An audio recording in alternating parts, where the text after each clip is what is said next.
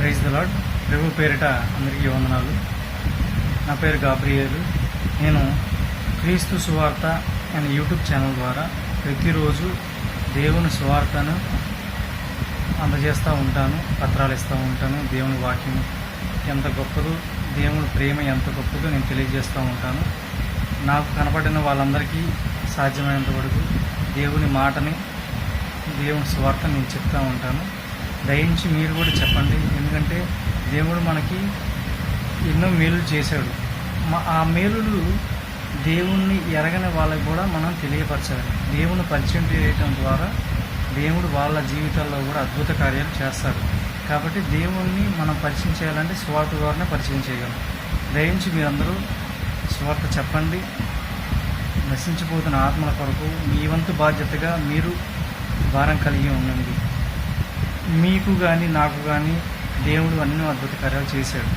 మన జీవితాల్లో ఎన్నో కార్యాలు చేశాడు దేవుడు.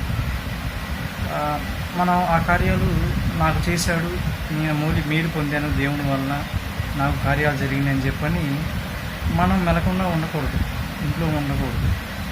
ఏదో ఆదివారం చర్చికి వెళ్ళాము, రోజు ప్రార్థన చేసుకుంటున్నాము, బైబిల్ చదువుతున్నాము, నా పని నేను చేసుకుంటున్నాను, జాబ్ చేసుకుంటున్నాను, లేదా వ్యాపారం చేసుకుంటున్నాను అని చెప్పని అని కాకుండా మనలాగా ఎంతోమంది ఇబ్బంది పడుతున్నారు. దేవుని తెలియక, దేవుణ్ణి తెలియచెప్పాలి మనం. దేవుణ్ణి తెలియచెప్పడం వల్ల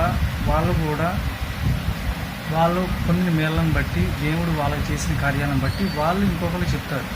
అట్లా దేవుడు ప్రతి ఒక్కరికి దేవుని గురించి తెలుసుకునేలా మనం సువార్త చెప్పాలి. కాబట్టి మీరందరూ దయించి సువార్త ప్రకటించండి. ఎక్కడికెక్కడో వెళ్ళవలసిన అవసరం లేదండి. మన చుట్టుపక్కల జనాలు కనబడుతూ ఉంటారు కదా.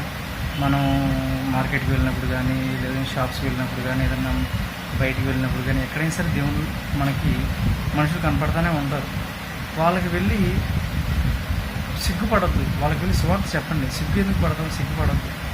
ఏమనుకుంటారు అనుకోవద్దు. చాలామంది నేను చేసిన సువార్త వాళ్ళు నేను రోజు చేస్తుండే కదా సువార్త, చాలామంది